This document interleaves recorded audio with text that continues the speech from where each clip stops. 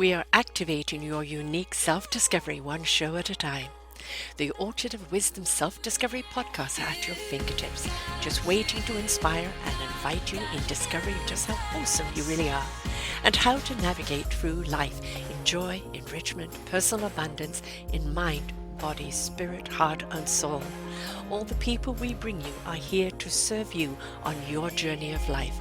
Do enjoy our next show. Good morning, good afternoon, and good evening, everybody. Welcome back to another edition of Choose Positive Living right here on selfdiscoverymedia.com. I have two guests, wonderful guests here for you today, Laura Peterson and Jill Miller.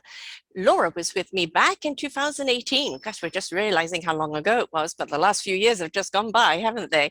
And I invite you to go and listen to her show. It was on the loss of her sister and the impact that it has made on her and the impact that is made on others because of it. Her sister Sarah, which is my name, so obviously beautiful person here, but because of this, it's kind of led to a beautiful founding of Choose Ministry, where it is about choosing to let God in, choosing, they say that flips your life and your future upside down, about imagining about all of the diseases and the illnesses. We're going to talk about that. I don't really want to read about that right now, but it's how they've come together now to bring about God helping people through things and how it can be something that is an outlet for us to immerse in and not feel alone and be a part of something. But it is a choice. So it's choosing faith in any situation, no matter how difficult.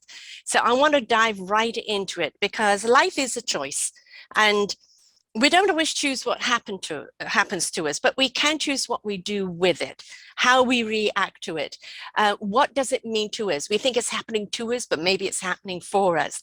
Mm-hmm. Even someone being taken too early in life or painfully in life or tragically in life is that, I believe we kind of sign the soul contract before we come here and our life is for a purpose. But the impact that we leave behind, how has it propelled people on another journey? What has it meant to them? And I know that your sister Sarah definitely did that for you. But how did this come about of Choose Ministry? That is a great question, and it's all what God has opened doors and brought us together. Yes, when I first was on the show, it was when I was beginning my ministry with Choose Joy in honor of my dear sister Sarah, and I did that for quite a while. And then on a plane one day when we were leaving Sioux City, Iowa, we sat behind this beautiful singer-songwriter, Jill Miller, and had a little conversation. Hadn't met Jill before, even though we both live in Sioux City, Iowa. And my husband actually was the one who talked with you. Yes. For the most part. I was just my quiet self on the plane. And then Jill is a singer-songwriter, so typically has her guitar with her, and she didn't have to bring it this time. You were going to... I was going to Nashville, Tennessee to do a Christmas show at the beautiful Franklin Theater in Franklin, Tennessee, which is just south of Nashville.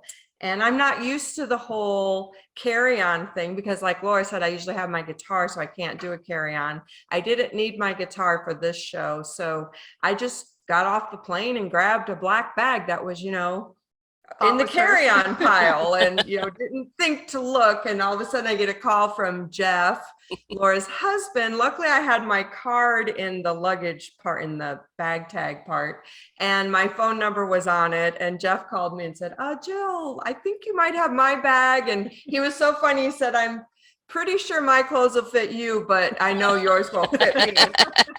And the thing was, I had gowns in the bag because I was doing a Christmas show. Not so that kind of show, right? I would have been really lost had I not gotten that bag. Yes. Isn't it beautiful, that divine intervention, though? I mean, you spoke on the thing, and then it's like, well, okay, but you didn't exchange names and numbers here, so we're just going to take it a step further to make sure that you meet. Yes, exactly. And then it was just a few months later that we both met in Florida at a John Maxwell conference, where we reunited and had a further conversation about Jill's ministry. And then I talked with her about my Choose Joy ministry. And we just said, you know what, we should team up. Yeah. And here we are, still teamed up. it's, you know, it's taking two powerful individuals and you know, coupling them in a way. And when you do that, it just um doesn't double, it magnifies in such a different way, doesn't it? Because it's that yin and yang, that lovely balance that is needed. And it's also the support that we need. It's all very well starting things on our own, but we like to know that there's another sounding board, another vision there, another energy there that we can count on in order to be able to propel forward. Yes. Exactly. Yeah. I think that's what I had really been feeling. I had been doing ministry full time since 2005. And I was just really burnt out on being by myself. And I had really been praying about, God, how can I not do this alone anymore? And then, there Laura was. And so we met at a coffee shop and started talking about, like Laura said, how we could combine. And, you know, Sarah always said the most important word in choose joy is choose. Yes. So we just got behind that, like what you were talking about. We always have a choice in life, no matter what. And so we started doing conferences. Laura got breast cancer, right? Or was diagnosed, went through treatment, but we forged on. We did our first Choose conference in a small town about an hour away from where we live. And Laura had partial hair, but she did it right in the middle of everything, and it was beautiful. And we just really felt like our mission is all about making godly choices that will transform your everyday life. So we both just really came, it was just easy to put together and start doing together. Yeah. And, you know, in the middle of, you know, going through cancer, you know, some people will say, well, you know, how can you do that? You're sick, you should be in bed, you should be this and that. But this is the time to do something that is inspirational, that is energetic, that is uplifting, because that is part of the healing of your cancer. And it allows other energies to be given to you in that healing as well. So, you know, a lot of people hide behind the disease and, you know, cocoon, and we don't, there is obviously a certain amount of rest and taking care of yourself, but it's also allowing other people to help you on that journey and support you as well. Absolutely. You know, and there were days I couldn't because physically I wasn't able to, right? And so it was being kind to myself during that time, but it was also showing individuals that power of that choice and the power of it being God who can help you make that choice moving forward. I had lost my sister. I had just started speaking and doing that ministry, and all of a sudden it was breast cancer, and it was a very serious and progressive breast cancer. And so, I started with the why me, and I'm doing this for you, and you know, all of that. And why? What's it all about? Yes, we all go through that. Yeah. And so working through all that is something that others need to know and need to hear as well, and how that works when you have God in your life. Yeah. And I think that's really our, sorry. No, I just go to say the inspiration of actually being there during the cancer, you know, of other people, either knowing somebody that's going through something or going through something themselves that they can't talk about. It's like, you know, there is still a little bit of a, I don't know, is it a stigma? Is it a shame? Is it a blame? You know, there's something that when people get sick, that people don't want to touch you, they don't want to talk to you, they don't want to do anything.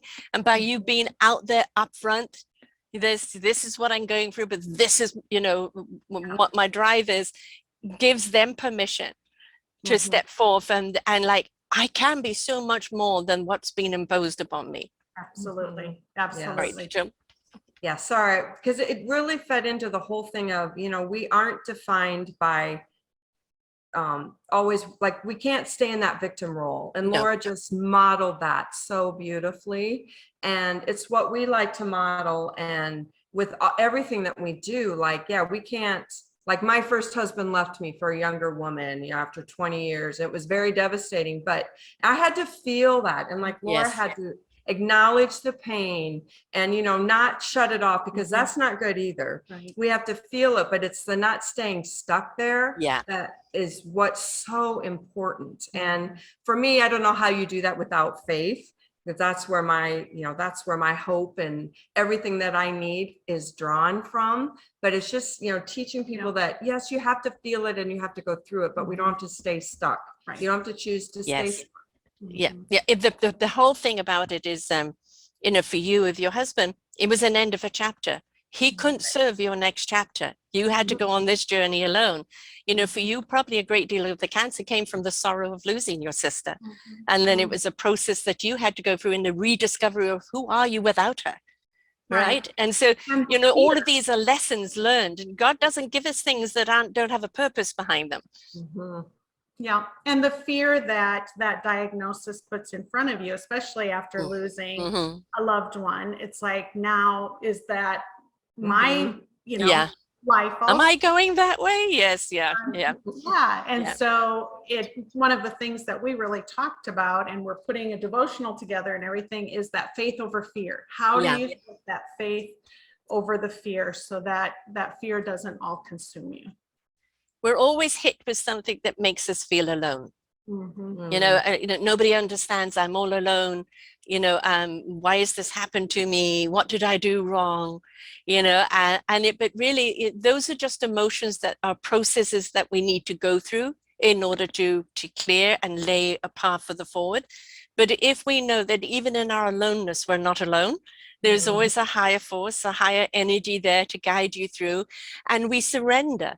Okay, you know, I'm finding it difficult going through this right now. I don't understand why. I surrender to you to guide me forth on what this means or what the next chapter is. And you know, then there's that sense of companionship, isn't there? Definitely. You know, I've been a part of recovery programs for most of my adult life because my first husband was in recovery. And that's what I love about recovery, is you find people that are going, you know that you're not alone. Yeah. You know that we all have stories, and it's different. The facts in those stories are different, but we all have hard stories. We all go through hills and valleys. And what God really showed me is exactly what you're talking about. Because I used to be a real why me kind of pity party person. And then God kind of moved me to why not me. Yes. Then he moved me to what can I learn? Like that's like you said, that's where I want to go. What can I learn? And he's always drawing us closer. There's always a purpose for something, you know, no matter what we're given and however horrific it is. And some, you know, some of the stories I've heard from people I've interviewed is, I wouldn't blame them if they wanted to check out for the things that are happening to them. And it is extraordinary that they have found their way through it and living in, not just walking away from starting a new chapter, you know, carrying the pain of what happened to them physically, you know, moving forward. But they decide, they make the choice. I am not what's happened to me. What has happened to me has revealed my courage, my strength, my abilities, and my direction. Yes. Yeah. I remember Sarah always saying, my sister that passed away, is, I'm not a sick person. I'm a person who is sick. Yes. Different. And that is a huge impact that we need to have with identity. You know, I just interviewed somebody with bipolar, and he said when he initially at 19 got diagnosed, he would introduce himself, I have bipolar, my name is Frank. And it's like, no, that is something, that a challenge that you're carrying with you in life for whatever reason, but it's not your identity. And when you do get sick, or when something happens to you, we're inclined to attach it to identity. Again, it's happening to us, for us. It isn't us. Right. Yeah. That's Good. good. I used to always say I'm just a perfectionist. And it's like, okay, yeah, I have perfection. I don't have to claim that as who I am anymore. I can work on that, and I can break free from that, and all the, you know, striving and all the negativity that can come with being a perfectionist. And the imprisonment of it. Yes, absolutely. So, and I don't have to say that anymore. I struggle with perfectionism, but I don't claim that. When I catch myself, I don't claim that anymore. Here's a beautiful word for you, which I think we all are, and I think it sums everything up. You are flawsome. I love it. I love that. That's awesome. And we can steal that word from you? You can have it. Absolutely. I got it some years ago. I think it sums us all up. There isn't any one of us that doesn't have some sort of flaw, but rather like the Orientals, when a cup breaks, they put it back together with gold, because now it's more of a treasure as it comes back together. Why do we emphasize so much on our brokenness instead of, through those broken pieces, we have become a beautiful piece of art? Right. Mhm. Yeah. Absolutely. Yeah. Absolutely. Yeah. So strive to be flawsome. Okay. I love it. I What think is perfection There anyway? is a song in that. Yes, yes. Oh, perfect. Yes. But what is perfection? And you can be perfect for one person, but not for the next. And that means you have become a prisoner of this expectation. And Yeah. you will always let someone down. And the person you're letting down is yourself, Mhm. So right? true. God So doesn't ask perfection from us. no. He loves we're flawsome. Yeah. He made us the way we are. I mean, Exactly. we are perfectly made and formed in our mother's womb. And Yeah. so he knows what we struggle with and what we're going to struggle with and what he's going to use for his glory with our story. You know, Yes. it's just, I have a shirt that says I'm a beautiful mess. And that's, I I love love that. it. I'm just like, that's what I Yep, am. I'm a yep. beautiful mess. I'm a creative, so I can be very messy. Laura, thank goodness, is more straight and narrow. She keeps me on track because really I can get off track very easily as a Don't look creative. at my desk. I'm the messy creative. I seem to live with chaos around me, but from that I can be productive, and other people Yeah. need order, and we need people that are the orderly sometimes to help us with our chaos. And everybody has a personality type and a role to play in our lives. And instead of saying, well, you're opposite, I can't do it like that, so I can't be friends.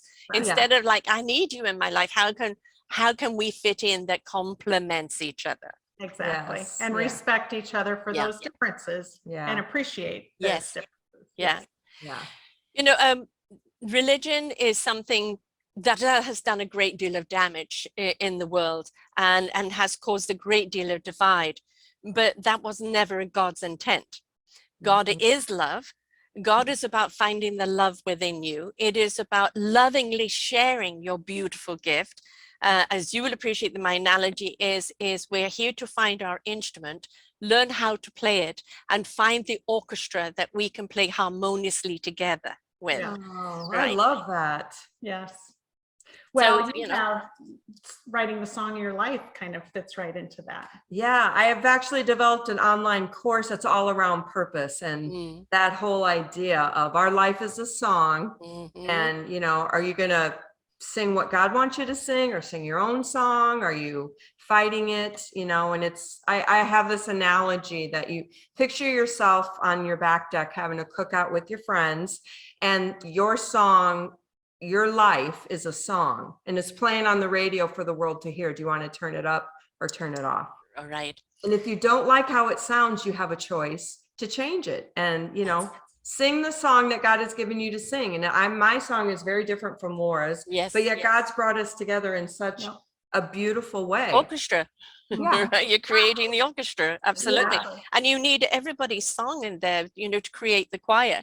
You know, Yes. and I love watching talent shows, and, you know, especially when you have somebody that comes along and sings from either a broken place or a meaningful place or a loving place, because they're singing from the beingness of who they are. They're not singing technically, they're not singing the words, they're singing from the essence of who they are.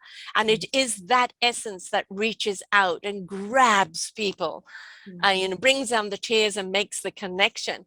And that, I think, is so beautiful. And, you know, there's plenty of people that can sing beautifully, but do we connect? And we want that connection, don't we? Oh, we do. Yeah, We that do. soul connection is what I think music does. You know, it does. Deep down to the soul. It touches something that words can't. Words alone can't. Melody just pierces our hearts. So I feel very blessed to have God have given me the gift of music and the way he's used it my entire life. It's just, I feel very, very blessed. Yes. I wish I had been given that. I am a lover of music. I have a genre here for the love of music, and I love interviewing musicians. It's a guilty pleasure because we are rhythmical creatures. We live in a rhythm, and musicians, they're not playing an instrument, whether it be the voice or an instrument, they are the instrument. They're not looking for their meaningful purpose in life. They are the purpose in life, because they're so connected to the music. It is their driving force. And the reason why is they've opened up and allowed God's source to come through them, to speak through them and connect with them and drive them forward. And you can feel it. I want music that stretches my limbs or puts their arms around me or lifts me up, right? That's what music does. Yes. That's interesting, because I was just on a co-write earlier today on Zoom, and one of the people in the write said that someone had said to her that all the songs have already been written by the angels, and we're just like they're Channeling them. Yep. And it's like, and At that's the appropriate time. Yeah. And I've had some songs I've written in like 15 minutes. And it's like one of my favorite songs I've ever written, one of my co-writers and I wrote in Nashville around her piano in a half an hour. And it's called Settle My Heart. And it's just one of my, Rachel and I, one of my favorite songs I've ever written. And during hard times, and maybe I just wrote it for me, but during hard times, I would, like during COVID, when I felt so alone and, you know, felt so isolated, which is really hard for an extrovert like me, I would just sit and play that song over and over, and it just settle my heart. Settle my heart. It just settled my heart. I love how God does that. Yeah. I've just written my memoir. I literally closed down for 4 weeks, no shows, nothing, so I could write it. And it was a bit daunting because it's been requested of me. It was something like, do I want to write, you know? And originally I was going to audio it, and then I just started writing, and it was let it free, let it come out. And then it would be, okay, maybe this order is better. And then I can add to this, I can take away from that. And it's not only from that, I've got a second book in my head that's wanting to be written. Wow. And so it's like, once you open up that channel and we get out of our own way, right? The what is meant to come through us. And it's really not, I mean, when you sing a song, you're not dictating how people should receive it. You are just singing it, and they're going to receive it and what resonates with them. Well, it's the same with writing. It's the same with anything that we do in life. We're given the gift to share. What people do with it is up to them. Right. We have found that even in our conferences, you know, we'll speak to something that, well, for instance, Jill has gone through infertility, and she shared that in one of our conferences, and the person that came up afterwards that was so inspired by that talk was a priest. And we were like, I'm like, what? They make a vow to never be married or have kids, and you know, so they made a choice to do that. And so when he would go home to, you know, his family or his brothers and sisters that have these kids, you know, it would well up these feelings inside of him. So it's kind of goes to what you're saying. We tell our story, we sing a song, whatever it is, but it touches people in their own way with what they are going through in their own lives. That's the purpose of it. Right. Yeah. You know, I think society has got to this point where they think they feel they have to dictate. Now, when a conductor is conducting, they're bringing the best out of their instrumentalists, right? They know what's in them, and they know how to steer them up and down so that everything, the flow is there, but they're not dictating, right? They are combining and collaborating and allowing that music to transcend. The moment we get into dictating of, you know, whose God is better or how you should do things and what it should be for, and you've got to receive it this way, we've lost the message, we've lost the meaning. Absolutely. And it really, I mean, I'll never forget the day, you know, we get done with this conference and this priest comes up to me, and his first words out of his mouth was, I could really relate to your infertility story. And I'm like, what? I mean, I was just like, I think my mouth dropped. Well, we don't know the sacrifice that they're giving up, right? It's a huge sacrifice. Exactly. But I remember just walking away, like, just so, my eyes were just open to exactly what you said. Like, we don't know how someone's using our experience, our story to, you know, to help them get through whatever it is they're dealing with right then. And that's what I think is the beautiful rhythm and of life that, you know, God orchestrates, like you said, those chance happenings that all of a sudden encourage someone that you don't even have a clue is walking through, you know, whatever it is that they're walking through, but something that you say, can or do or whatever. Mhm. Even just a look can just encourage Yes. them. So Yeah. I love that. Yeah. Yeah. I mean, also in not having children, it's, have you ever looked at that every song that you write is a child that you've birthed? Mhm. Yeah, oh, definitely. And Mhm. so I do have 4 boys. I adopted 2 boys, Wonderful. and then I got remarried, and I have 2 stepsons. So I always say, you know, this barren womb is the proud mom of 4 Yeah. boys. But I do feel like that, like every one of my songs, and Mm. someone just said that to me not too long ago, that, you know, every one of them is a baby that Yeah. I'm birthing. So I have probably 800 or 900 babies. I've written a lot of songs. Thank God you don't have to feed them all. Yes, yes. She just needs to make 800 or 900 successful. Yeah. Yeah. But Yeah. have you also found that something that you put out maybe years ago, all of a sudden gains new life and new meaning because it serves the time we're in? Suddenly Mhm. it speaks to that time, and that song may have been successful a while ago, but it right now, I mean, it's what's needed. Oh, absolutely. Actually, during COVID, the summer of 2020, I got a notification that someone was recording one of my songs, and it was a song I'd written like, oh my gosh, 8 or 10 years before that. And I mean, Laura always says, remember that song? Because I forget sometimes some songs I've written, right? And all of a sudden, this artist, an independent artist was cutting this song that a publisher had taken at a pitch to publisher event I'd been at in Nashville. Like he'd taken 5 or 6 years before that. I mean, it's so crazy. Yeah. And I'm like, wow, that song touched her. Yes. And it just, yeah. And it's so cool. complimentary, isn't it? It You know, is. somebody, well, how dare you do my song? No, if somebody found that meaning in that they want to do it in their Yeah. interpretation. There was a young girl on America's Got Talent that did Rocket Man. She's 14, and the way she sang Rocket Man, you know, slow to start off with, almost sultry, and you know, like way beyond her years. You know that she's a channeler. You know, you know that she's just letting it come through her.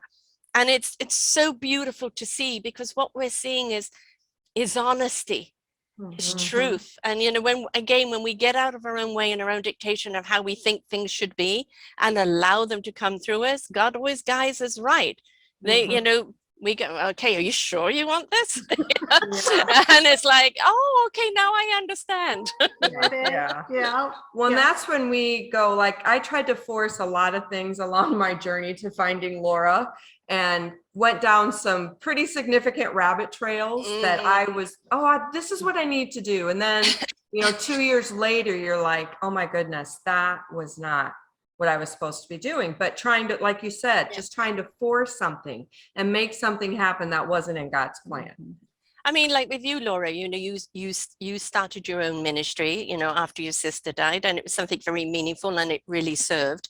But it wasn't that it failed, it just that it gained more empowerment, not power, empowerment with the two of you together.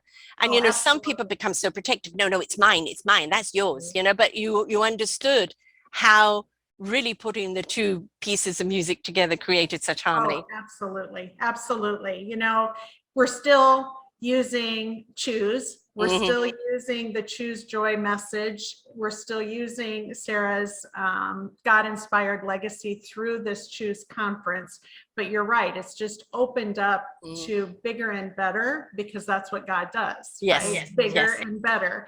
And I think the other point in this is God also sometimes changes your talents and skills along the way, because I am a very introverted person, would have never in a million years thought that I would get up on a stage and speak to people, that I would be, you know, doing yin yang balance, right? You know, I was doing training and leadership development and had all this business stuff. And you know, when God has other plans and you say yes, he equips what that looks like. It really is walking ahead in faith and trust. You know, people talk a lot about failure, and you know, for me, failure is when you don't get back up, when you refuse to get back up and you're going to stay the victim. Yes, you can get knocked down, and sometimes it could be quite shaky to get back up. And, you know, you can be disillusioned, even angry or despondent. Yeah, those are the emotions that you need to spend. You have to spend them to go through them. But there is always a reason and a redirect of why. I call it the old cosmic 2x4. You know, God has been tapping you on the shoulder and saying, you need to go this way, you need to go this way, la, la, la, la, la, la, la. Yeah. And then whackaroo, you're down on your butt and go, all right, are you listening now? You know? Yes. And And then then, when you start ministry, there's not, first of all, a whole lot of dollars, right. seed money to get started. And second of all, you have to pretty much wear many, many hats. Yes. And so some of the, yeah. You know. And so, Oh, I know. Neck gets rather wobbly sometimes. right? And Right. so, yeah, you fail along the way. And what But does is it a failure though? It's, Yeah. I call them lessons. I don't call them failures. Yeah. Right. You know, they're lessons and they're redirects. And if you chose to get back up, Mhm. you were willing to learn the lesson. What that lesson is for, or what that lesson really is, you may not know in the moment, Yeah, but it right. will be revealed along the line. 10 years ago, I had invested everything I owned into a newer digital electric motor that ended up getting stolen. I ended up living out of my car. I ended up losing everything. And it Oh. was like, you know, God, you gave me this message so clearly, you know, or to back this. And there was nothing wrong with the motor, but it wasn't ultimately what the motor was meant to do. It was meant to lead this person into something else, which is now led into artificial intelligence, and he's doing it elsewhere. But it was to lead me in this direction, right? And like when somebody asked me to join their network and have my own podcast, I go, what's a podcast? Yeah. I didn't know. And I did live for 13 months, which was a wonderful training ground. And then I started my own network. And even in my own network, I didn't know what I was doing. Mhm. But if Right. we're willing to learn as we go, adjust, adapt, adopt, pivot, and not go, oh, it's got to be perfect. Right. It's got to be done this way. I can't put it out until it's perfect. But Right. just willing to do, just Mhm. do, and adjust as you go and learn as you go. The perfection's in the eye of the beholder. Right. That's absolutely right. You know, Absolutely. and it reminds me as you're talking of when my first husband left me, we'd been married 20 years. My kids were 8 and 11, I believe. And I really thought life is over. I'm never going to be happy. But during that process of working through that and going to God, I knew that I was supposed to do music full time. I had Yes. dabbled in, I'd been singing since I've been in kindergarten and had been parts of bands and had been writing songs and had done one project in Nashville, but I really heard God saying, I want you doing music full time. And I'm like, well, how can that happen? I'm a single mom and, you know, I'm raising 2 boys. And then I met my husband. Well, I knew my husband at, he owns a local furniture store. And anyway, I'm in the store to buy a new couch for my new house and new carpet. And his first wife left him and his 2 boys 3 years before my husband left me. So he was raising his kids. Anyway, long story short, we started dating, fell in love, married a year later. And 2 months after we got married, I quit my real job to do music full time because he was 100% supportive. And I never, but it's like, just like you said, putting one foot Yes. in front of the other. And if that hadn't happened, I would never be here today. Right. It would have never, ever happened. And I love how when we don't fight it, you know, like you said, and just try to learn and grow, because I could have really been bitter and angry and stayed there. And I chose not to. I'm like, okay, I'm not going to stay bitter and angry. I'm going to make something good out of this. And God, I just love how God redeems it when we let He him. reveals what it's about, you know, with where I am right now and everything that I'm meant to be doing. I'm still wearing all the hats. I would love to find, you know, some other people that could share a couple of the hats with me and where we could build together. But then I've come to understand what my purpose is. And it really is, you know, I'm kind of the concierge, you know, as people enter into that hotel of loving divine energy.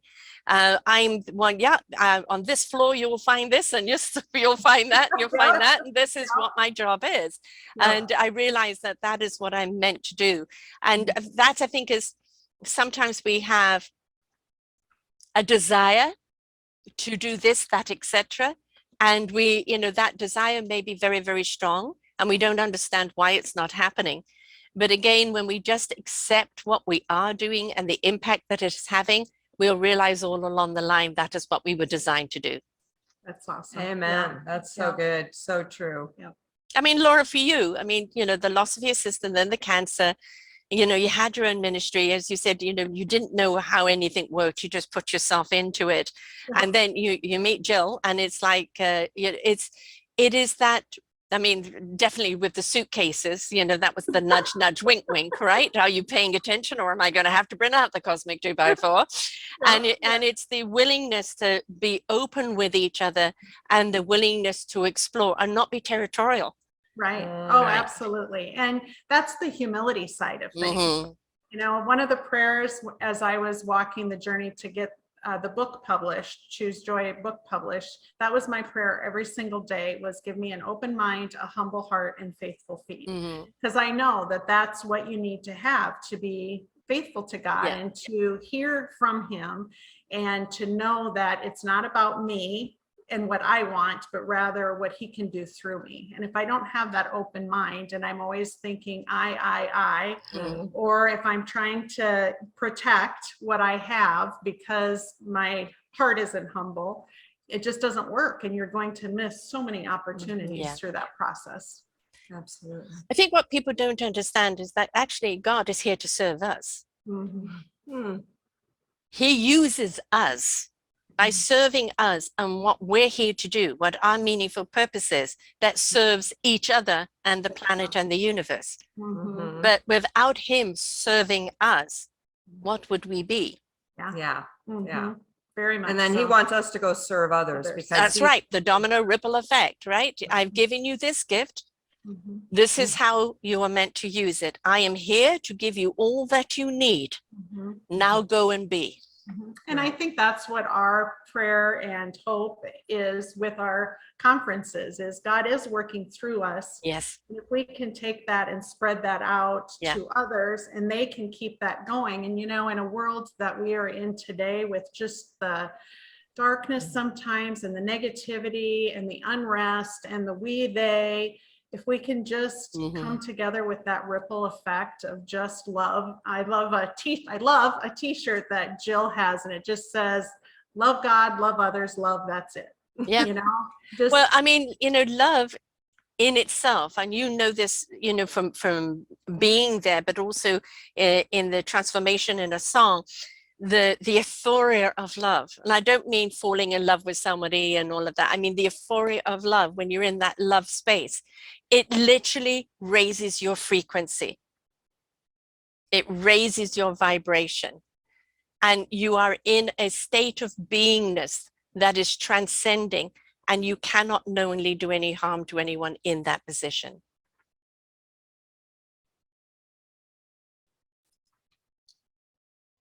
Hi, folks. We had a lovely freeze there for a moment. So if they have blank faces while I was talking there, it's the joys of the internet, which is an energy all of its own. But, as I was saying that, when we're truly in true love, what really love is, and that's love of self, love of what we're doing, love of life, people, everything. We're in such a high frequency that we can't hurt anyone else, because to do so would be to hurt ourselves. Right. And really, as corny as it is, and all the songs make it sound corny, love is all. Love is all. And God is love. He's, this whole thing about, punishment and brimstone and hell was a man's invention. God doesn't judge us. He allows us to judge ourselves. Yes. Nice. Yes, the other project that we've just started is a Choose Love project in the school system too. And the tagline is learning to lead in love. And it's really starting with the children in the grade schools on up, to really try to get that going throughout the school systems, so that we can get that into adulthood and really make that the focus. Well, just as we have different personality traits and we perceive information differently, really what are religions? They're a perception of God in a different light, right? Mhm. Fundamentally, what is it about though? It is about that love Mhm. and the core of what most religions are about is about love. Mhm. And so even under the umbrella of God, if we could look at, okay, you may have this faith or that faith, but really it's God that we're channeling into, it's God that's serving us. And if we could stop dividing with differences and start looking at where the unison is, we would all be a great deal better off. Absolutely. Right. Absolutely. Right, absolutely. Yeah, our faith says that, I mean, as Christians, we look to what Jesus said in his, has said the greatest command is love God, love others. I mean, we are just called to love. And so, yeah, this school initiative, it's a little bit different. It's driven by They got the freezing again. there's 6 principles. We're excited for what, are we freezing again? You did a Sorry lovely about action, that. yes. Yeah. Just keep going. Okay. Some But in this dramatic. school initiative, it's music driven because we know that's how kids learn. And it's just all about, choosing kindness, compassion, respect, honor, those things that are just love, because that's what we're called to do. I would love every media around the world, social and every newscast, for 1 week to only share good stories, only share kindness and caringness and positivity. I think it would change the psyche of man considerably. I believe we are saturated in the hate, in the anger, in the chaos. There's so many people are caught up in the hurricane and they don't know how to get out and they don't even know why they were there in the first place. Right. And I also believe that if they did that, I don't remember now if you said a month or how long. A week, just even a week. I also know that they could find stories to fill their time. Yes. And that's what I think is sad, is we hear so much of the negative that we think everything's negative. Right. And there is so much goodness out there. And we just need to look for it, find it, and tell the stories of that goodness. And Be it, right? Yes. I mean, all social media is an algorithm. We're an algorithm, right? What we put out is what we're going to get back. And so if we choose to even do one act of kindness every day, care, starting for ourselves and who we are as human beings and what we're here to do, if we could just lift ourselves up every single day a little bit and open up to the prospect of God and that love, then we would actually see, I don't need to carry this heavy burden of hate around with me all the time. Right. Exactly. And that's one thing we did when we kicked this initiative off before it was in the schools, was we had Choose Love Week in our city, and the mayor declared it Choose Love Week. And we did things, choose love to your neighbor, choose love in your business, choose, and it was just such an awesome feeling within our community to just show love for an entire week. Yes. Yes. Okay, folks, so lots of lovely interruptions. The dog had something to say there. And that actually brings to a point, is that we think that everything needs to come from adults of superior knowledge. Balderdash. Listen to your animals. They know how to love. They could show us how to love. Let's look at our children. I have a 17-month-old grandson. Just watching him discover life and the joys of life, the simplicity of those joys. It reminds us that it is in the small things there where the beauty lies, right? And we kind of put ourselves on this highfalutin, platform when really it's like nature has the answers. Pay attention. Yeah, absolutely. That is so true. When I went through a hard time, God used a butterfly, a simple butterfly, to just let me know that I love it. Yeah, and it just became You have a necklace on. Yeah, I have a necklace. I have a butterfly Right. but it became the symbol for my ministry, but it's so powerful. And now every time I see a butterfly, it's like God's reminder that he loves me and he's here with me. It's like my hug from God. Yeah, you're right. Nature holds so many beautiful gifts if we pay attention. Yeah. But look at the struggle that the butterfly had to go through to become the butterfly. Yes. It didn't become this beauty at birth. I know. Right? And my butterfly that you're seeing is actually two butterflies forming an X, which in the Celtic runes is Gifu, which means the gift of partnership. And this is my gift of partnership with my children. Oh, I that's love so that. You'll have to cool. remember that. Yeah, that's really cool. But I mean, we were talking to someone else in the shows I've done this week, and we were talking about the turtles. When you release them, they need to struggle through the sand to get into the water, because if you try to help them, they haven't got the muscles or the strength then to swim. They will drown. Right. We're not meant to suffer. We don't have to suffer, but suffering does happen. But we Right. are meant to have some struggles, because that is how we become stronger. Yes. And I remember telling my daughter that story when she was going through high school and all the girl drama that happens in high school. Of course, at that time, it's big to them, right? Like Yes. the worlds are going to end.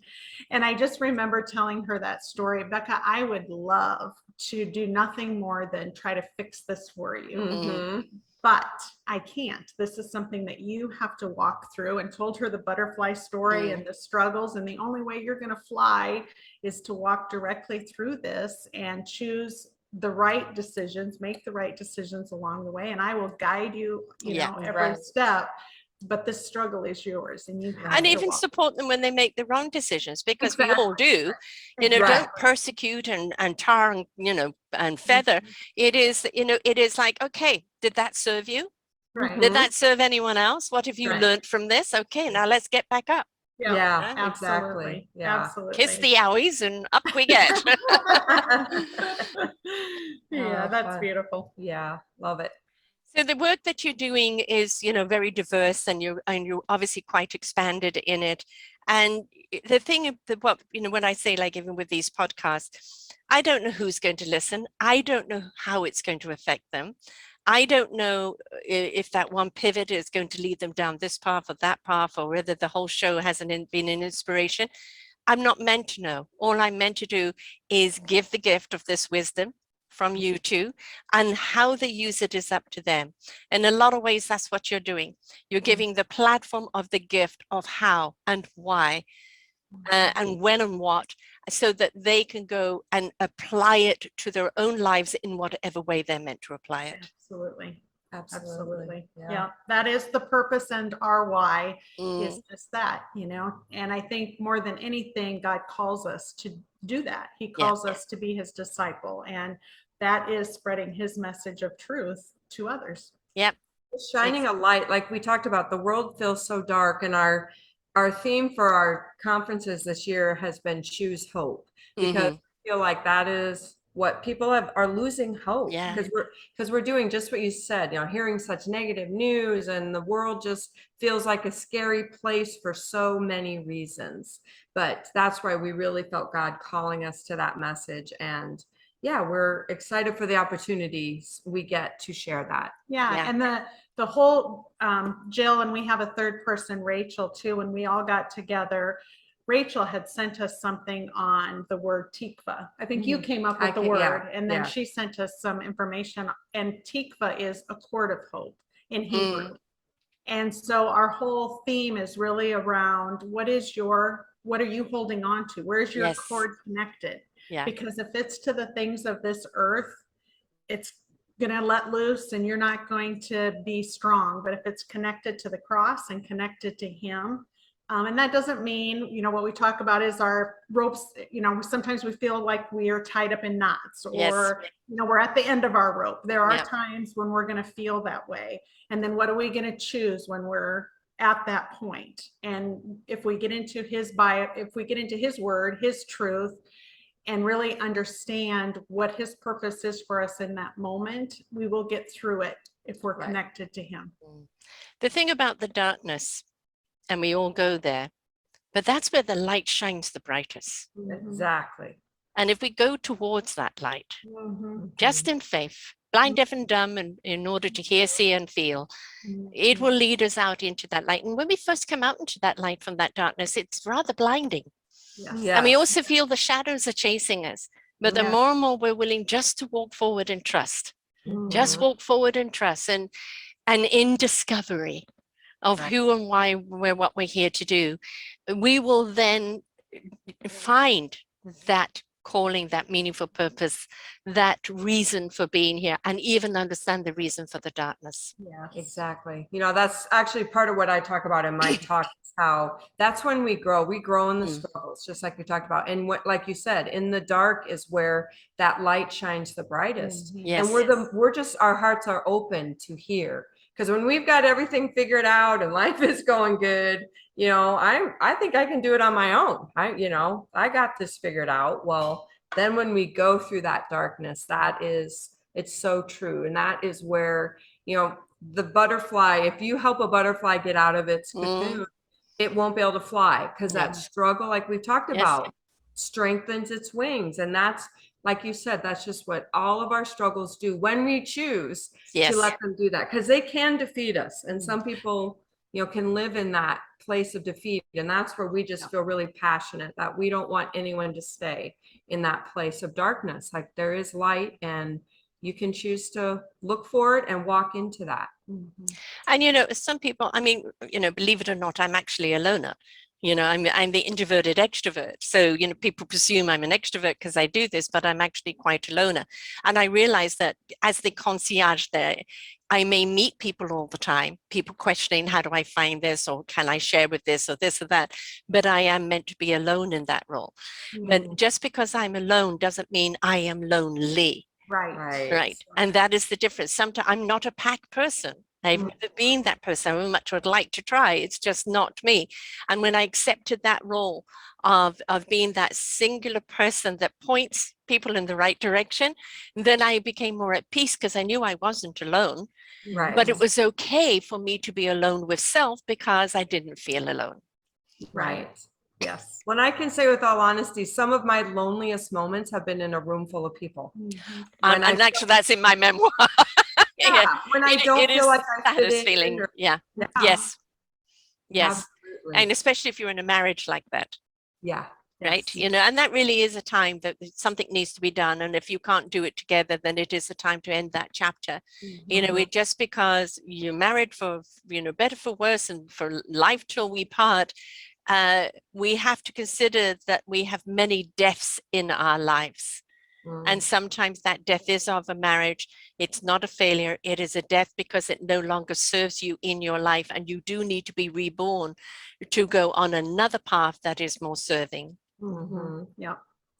It's that whole, there's a season and a reason. Yes. Absolutely. Yeah.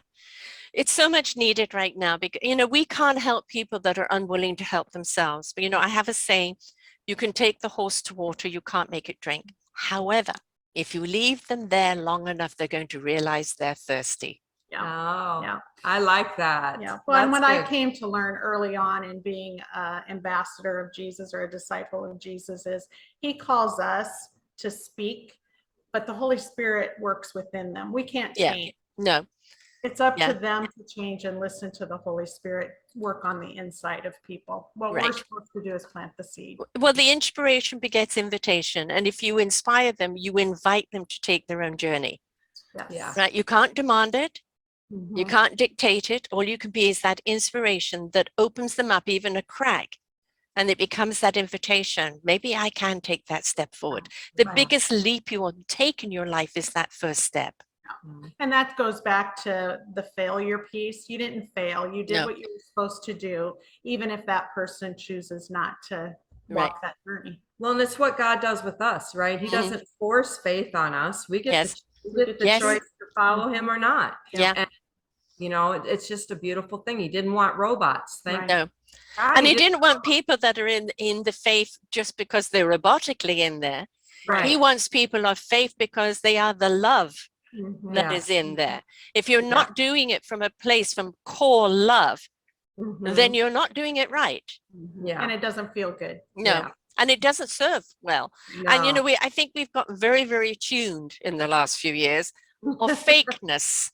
Right. And we just don't want that anymore. We want the authentic people. We don't care if you are that cracked ball, you know, even if you're in crumbs, you know, we just want to help you put yourself back together in your flawsomeness, because you are here to serve.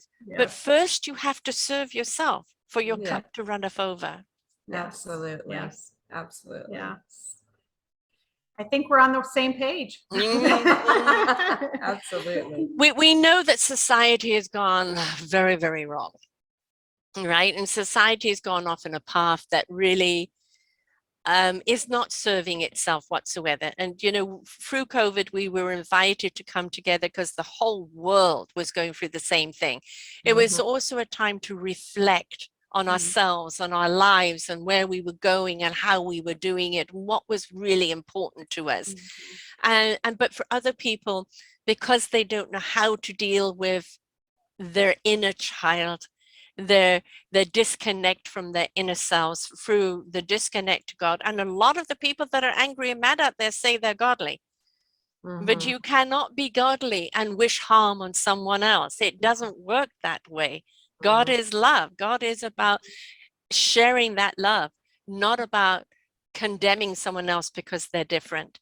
And so it's a fake God that they're pursuing, and that inner anger and hate that they have is something they need to heal in themselves. It's not the outside world that's at you, it's your inside world that's tearing you apart.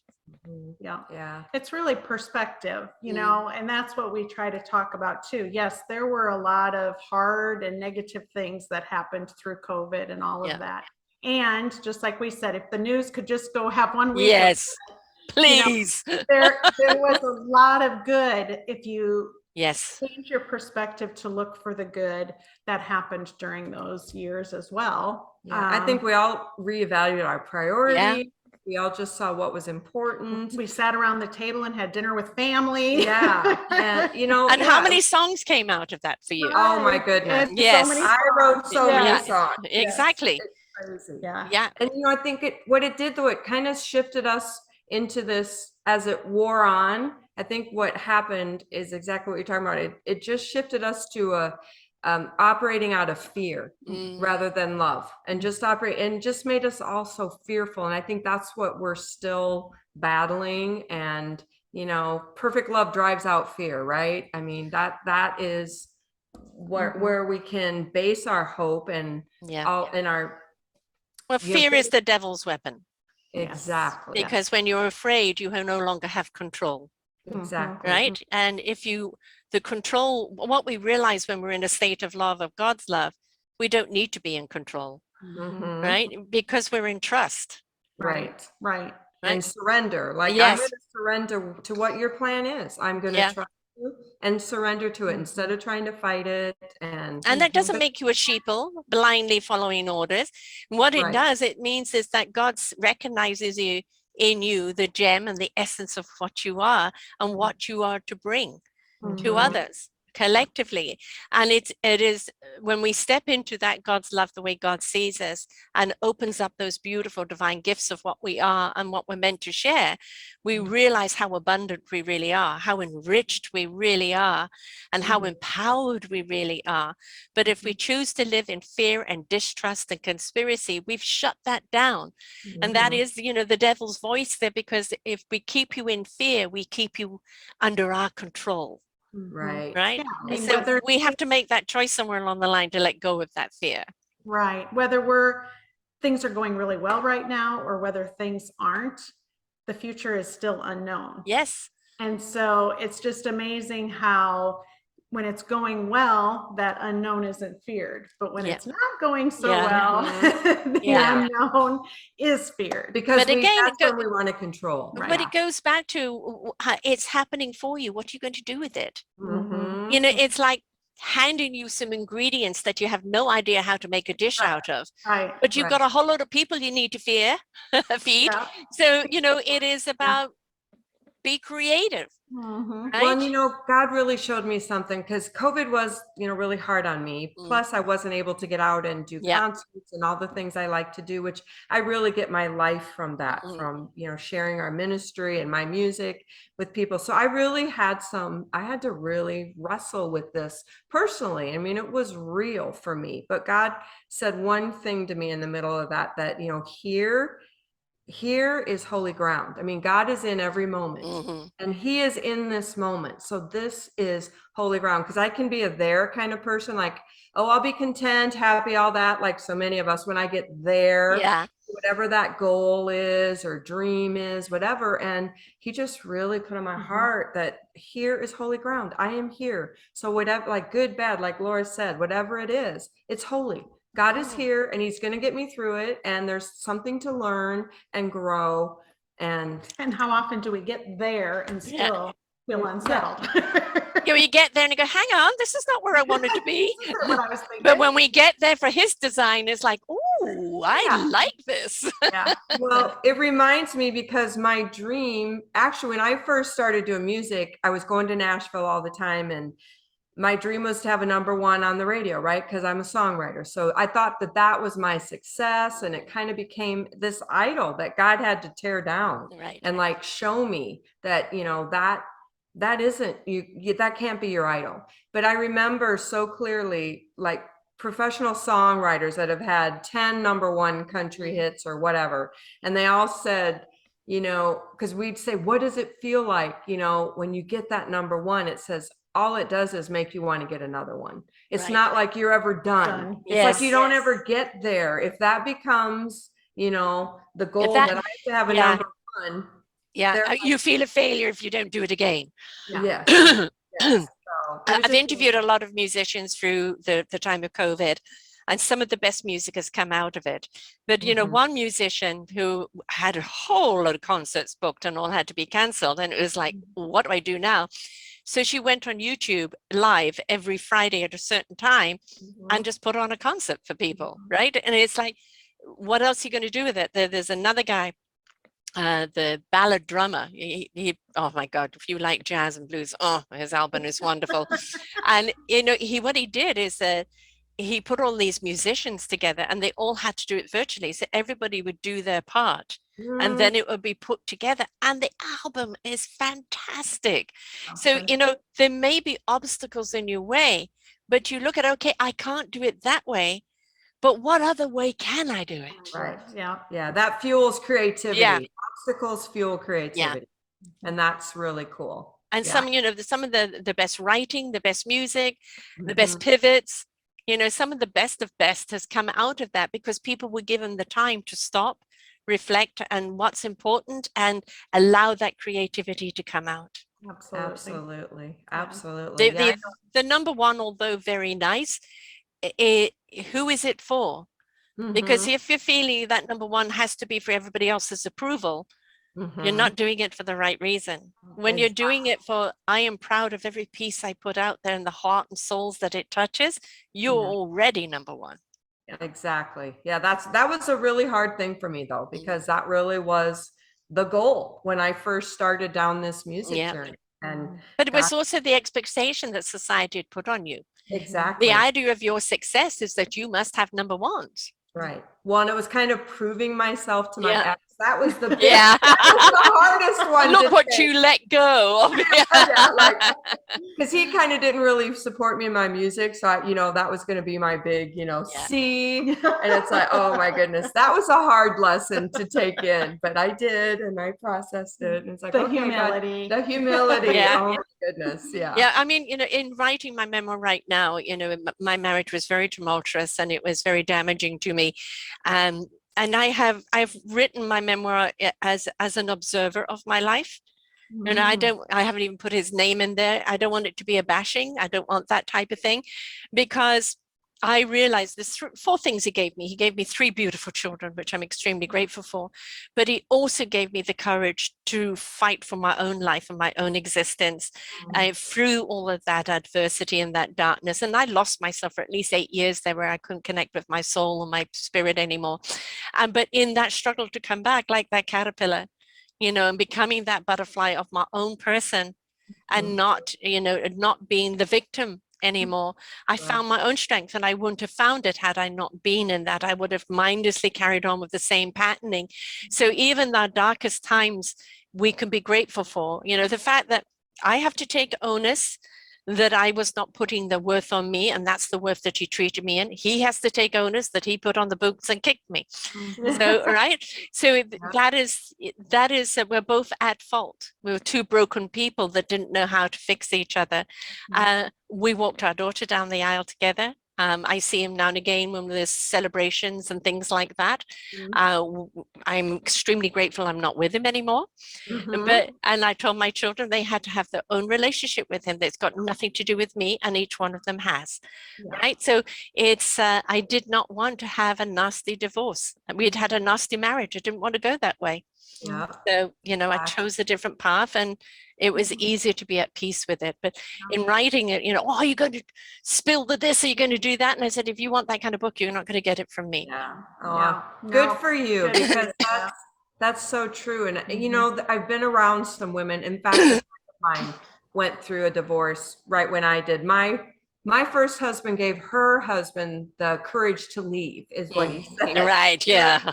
Yeah. So it was this spiral thing, and we went through it together, and it was okay at first, but then it became very toxic because she remained that victim and angry, bitter. And, I love the analogy that, being bitter is like drinking poison and hoping the other person dies. Yeah. Yes. And that's what it was. And I just knew I couldn't. I had to really distance myself from her, because I'm like, I can't be around this. I don't want to be here anymore. Yeah, we had to go through all the bashing because we both got hurt, and you had to process. But then I needed to move on. And some people, when you stay stuck there, it's like you can see it on people. Yes, you can. Bitter. Well, it's the pointing of the finger game. Their fault, their fault. Well, what's about your responsibility? You're no longer with them. It's your life, your choice. Right. But what are you choosing for yourself now? Exactly. Right? And it's such a beautiful revival when you can finally say it was a blessing. Yeah. Versus something that was harmful. Yeah. And I'm a huge advocate for when you are going through darkness, or you are going out of something, only to put yourself around positive people. And if that means having to say goodbye to friends or family at the time, do it. Oh, but I've known them all my life. It was my brother or my sister or my mother. Well, if they're not there to support you in your growth, right, then they're part of the toxicity. And I had to say to everyone, sorry, I cannot be there to help you right now. I have to help myself. And it was interesting, the people I lost. And then looking back, I realized they actually thrived on the pain I was in, because it fed them, right? Right. But you need to be, and so you've created a safe haven for people to come into, where they are surrounded by love and positivity. And the more they're around that, the more they want to open up to it and embrace it and let it fill them up, because it becomes part of their healing, part of that journey moving forward. Yeah, we do a different word every week. We have a choose chat, and our word for this week is choose your community. And it's exactly that. Yes, it's who is the community that is going to lift you up, not tear you down, and be who you need to be for. And who's speaking life into you? Who's speaking life into you, not draining you. And I mean, absolutely, we have to be there for friends who are going through hard times, and that can be hard on, we can take that their pain on. That's part of being a friend. But if it's continually someone that's always taking and never pouring into you, then it may be pouring into themselves. Right. They're just offloading and downloading to you, and they feel better now, and you feel like doo-doo. And and it's like, and they're not doing anything to recover, because it's so much easier just to dump on you. And there's always going to be those individuals that give their opinion, right? Like there for a while when I was going through a hard time, I didn't listen to the news because it was just more negative. And I had people saying, you have to listen to it. You have to at least know what's going on in the world. And well, it's not, I'm not cutting myself completely off. You know, I just am choosing right now to not fill myself with that negativity. But you're always going to have those individuals that, well, you can't do that, or yes, I can. Yes. Empower yourself. Yes, you can. Yes, and when you're in an arena that supports your supports you in a loving way, it just helps you find your path so much quicker and so much easier. Everyone's going to go at their own pace. And some people are maybe even going to come to a complete standstill because they're meant to pause at that moment. But if they're surrounded by people that are lovingly supporting them, not dictating, Yes. supporting, it Yes. gives them that empowerment to see all that beauty that's inside of them, all that wonderful flawsomeness that they Yeah. are, and then they begin to see what lies before them, right? But Yeah, I mean, it's just been that wonderful support. And you know, the young man I had on before you today started a company called Noli. It sounds like no lie, but it's noli.tap. And what he's done is he's formed an online community where people can share stories or share programs that help people, or can share recipes or celebration. And it's not a social media, it's purely a platform of upliftingness, of things there that are going to help people. And he's 29 with bipolar, with 2 babies, one on the way, one young baby. And this means so much to him. And what is so endearing to me, when I started this off, it was the 40 plus doing all the changes. And now more and more and more, I'm interviewing people in their early 30s or late 20s that have got the message already and already starting on this path. And it's beautiful to see. Yeah, that's gorgeous. That's awesome. I love it. Yeah. I love it. And Yeah. talk about overcoming obstacles. That's just, Yes.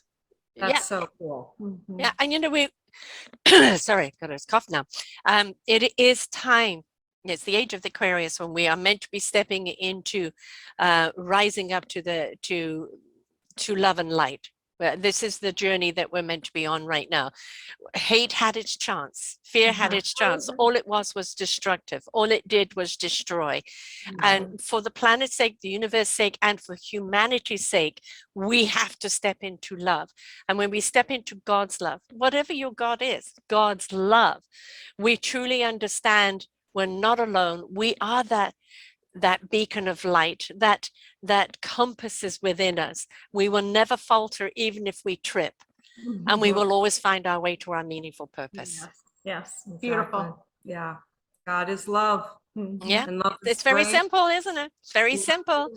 But you know, we've got in our way. And I think if you look back 100 or 200 years ago, people listened to the land, they listened to the animals, they listened to each other, and they were more in tune.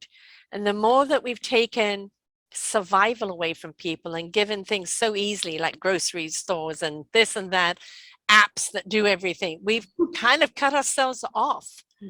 And in a lot of ways, it's saying to you, you're the one that's disconnected yourself. You need to come back home. And you need to be a part of a collective, a village that is there for you to share your gift and for others to share your gift with you, because it is all about connection. It is, yes. Relationships and connection. That's one of the things we talk about. We think we're so connected, but it's to this. No, it's a convenience, but it has disconnected it. Have you seen that wonderful thing? Monkey see, monkey hear, monkey speak, and then it's monkey dumb, and it's just the monkey on, on the phone, and it is shocking to see people at a restaurant both on their phones instead of talking to each other. I know, especially couples. Yes, sitting together and they're both and it's like, come on, folks, will you speak with each other? I just want to go over there and say something. I hear you. I hear you. But it has to be their choice, right? Yes, absolutely. So the Choose Ministry right now, you've got all these wonderful programs going out, but if somebody wants to be a part of it, do they have to physically be there, or can they be virtually there? They can't, well, especially during COVID, we did do some virtual events, but most of ours are live events, but they can be virtually through our Facebook page. So our Facebook actually is Choose Conference. And we do lots of different positive memes. We do a Choose chat every Monday morning to kind of get them started for the week. On Thursdays, Jill and some other individuals share doing music. So we have a time of worship every Thursday. We put out a blog every Wednesday. So we do have that through our Facebook page, as well as if you go to chooseministry.com, you can put in your email address to sign up for our blog and keep updated with where we are with our conferences, and have that inspiration right to your email box. And the area that you actually serve? All of the U.S. All of the U.S. Right. Yeah, we are working on conferences all over. I've been touring all across the country. So we've been in California, Texas. Well, we were Texas. just in Texas Yeah. to meet with some different people. So Midwest. Yep. Yeah, but we're expanding our territory. So we Wonderful. will go anywhere. Right. So if people want to book you for either a conference or speaking gigs, they just go through chooseministry.com and they'll sign up there and find you there. And if they want to follow you on the Facebook, it's Choose Conference. That's correct. Yes. Yep. Okay. Instagrams, Choose Conference. Right. So, Yeah. I mean, the social medias can be an absolutely wonderful algorithm, a wonderful platform of connection if we feed it the right vibration, right? So again, what we feed is what grows. What we seed will either grow whether you nurture it or feed it or whether you ignore it. It is up to us. We've got to remember our choices is what leads us to where we are, and own them and learn from them. And if you need to redirect, or if you need to expand your wings, expand your wings. Absolutely. But Absolutely. tune in and allow God to show you the way. Yes. Absolutely. Yes. Love it. So I'm going to have you on, Jill, closer to Christmas for your Christmas album, right? Yeah. Which would be wonderful to share the music and uplifting. As I say, I live with an 89-year-old. Christmas doesn't start early enough. They do the Christmas in July, and she's obsessed. And she starts talking about Christmas in October, and I've got all my birthdays and things coming up then. And it's like, she's just completely obsessed with Christmas because she loves the cheer and the celebration of love at that time where it brings people together. So definitely have you back then to share your Christmas album. I would be love awesome. that. Thank you. Thank you So- so much. Thank you for getting together and listening and paying attention, right? And not ignoring the call and for doing what you're doing, because each of you are doing your own beautiful things, but together you are creating that orchestra, which will have more resonance as it goes out. Yes. And just the simple message of, that God is love and God is here to come through us, to guide us, serve us, so we can serve each other. And we're never alone, right? However lonely we feel, God is always with us. So, and be willing to go through the process of life, right? That's the important thing. So, Yes. thank you so much for being here, ladies. Thank Thank you. Appreciate it. Until next time, folks, remember you are never alone. God is always with you, always comes through you. Every time you feel that he's given up on you, that's because you're on the wrong channel. Switch channel, open up and just let him in. And if you need to switch that channel, go out into nature, go and do something simple and beautiful, even an act of kindness. It will open up that channel and he'll come flooding through. Until next time, folks, bye for now. We hope that you enjoyed the show. Find all of our shows on selfdiscoverymedia.com under podcasts or selfdiscoverymedia/shows. And for all our current shows, go to What's New. We are supported by you, the audience. You'll see a nice big shiny blue button for one-time donations, or follow us on Patreon and you will be able to support us there. We enjoy bringing you such wisdom. And the next show will be up in just a moment.